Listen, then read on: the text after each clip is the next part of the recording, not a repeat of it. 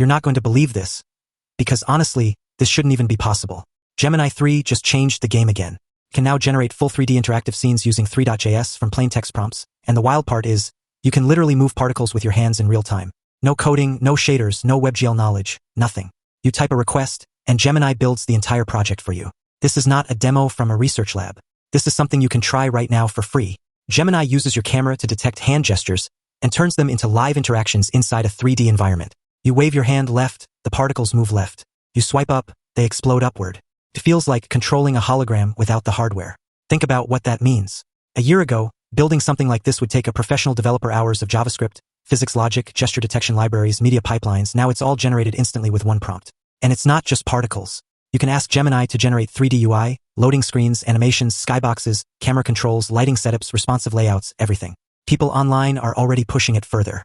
One person replaced the hand gestures with a Nintendo Wii nunchuck and controlled the entire 3D scene wirelessly.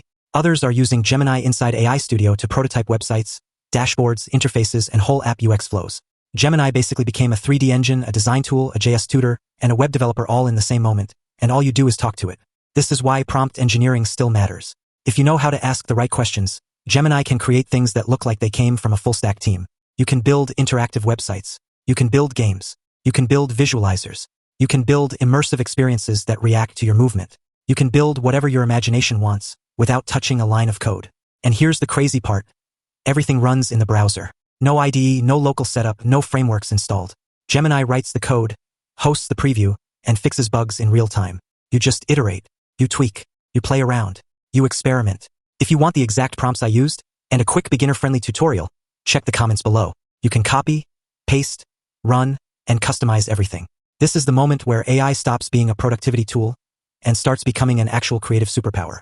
If this is what Gemini 3 can do today, I can't imagine what the next version will look like.